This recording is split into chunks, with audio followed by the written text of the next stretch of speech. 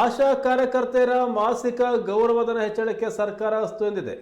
ಈ ಹಿನ್ನೆಲೆಯಲ್ಲಿ ಬೆಂಗಳೂರಿನ ಫ್ರೀಡಂ ಪಾರ್ಕ್ನಲ್ಲಿ ನಡೆಸ್ತಾ ಇದ್ದಂಥ ಹೋರಾಟ ಕೊನೆಗೊಂಡಿದೆ. ರಾಜ್ಯ ಸರ್ಕಾರ ಮಾಸಿಕ 10,000 ರೂಪಾಯಿ ನೀಡೋಕ್ಕೆ ನಿರ್ಧರಿಸಿದೆ. ಇದೇ ಏಪ್ರಿಲ್ನಿಂದ ಈ ಹೊಸ ಮಾಸಿಕ ಸಂಭಾವನೆ ಏನಿದೆ ಇದು ಜಾರಿಯಾಗುತ್ತೆ. ಹಾಗಾಗಿ ಕಳೆದ 5 ದಿನಗಳಿಂದ ಬೆಂಗಳೂರಲ್ಲಿ ನಡೆಸ್ತಾ ಇದ್ದಂಥ ಹೋರಾಟವನ್ನು ಆಶಾ ಕಾರ್ಯಕರ್ತರು ಹಿಂಪಡೆದಿದ್ದಾರೆ. ಈ ಕುರಿತು ಮುಖ್ಯಮಂತ್ರಿ ಸಿದ್ದರಾಮಯ್ಯ ಅವರು ಸಹ ಪ್ರತಿಕ್ರಿಯೆ ಕೊಟ್ಟಿದ್ದಾರೆ. ಆಶಾ ಕಾರ್ಯಕರ್ತರ ಸಂಘಟನೆಯ ಮುಖಂಡರು ಸಿಎಂ ಸಿದ್ದರಾಮಯ್ಯ ಅವರೊಂದಿಗೆ ನಡೆಸಿದ ಸಂಧಾನ ಸಭೆ ಯಶಸ್ವಿಯಾಗಿದೆ.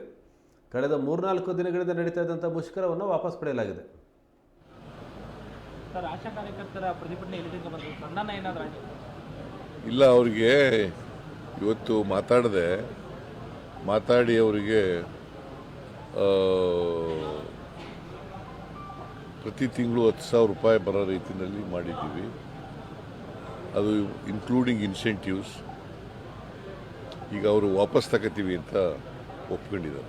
ನೀವು 10,000 ರೂಪಾಯಿ ಇನ್ಸೆಂಟಿವ್ ಬರಬೇಕು ಆಶಾ ಕಾರ್ಯಕರ್ತರಿಗೆ ನಾವು ಮಾತಾಡಿದ್ದೀವಿ ಅಂತ ಹೇಳ್ತೀರಿ.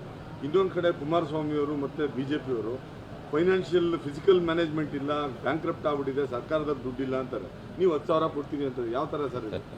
ಈಗ ಅವ್ರಿಗೆ 8,000 ಕೊಡ್ತಾ ಇದ್ದೀವಿ. ಅದನ್ನು 10,000 ರೂಪಾಯಿ ಇನ್ಕ್ಲೂಡಿಂಗ್ ಇನ್ಸೆಂಟಿವ್ ಸೇರಿ 10,000 ಕೊಡ್ತೀವಿ ಅಂತೇಳಿ. ಒಂದು ವೇಳೆ 10,000 ತಲುಪಲಿಲ್ಲ ಅಂತಂದರೆ ಅವ್ರಿಗೆ ನಾವು ಸರ್ಕಾರ ಕೊಡ್ತೀವಿ.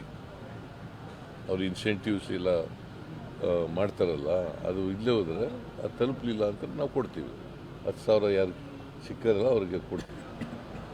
ಸರ್, ಆಶಾ ಕಾರ್ಯಕರ್ತರ ಪ್ರತಿಭಟನೆ ಸಂಧಾನ ಏನಾದರೂ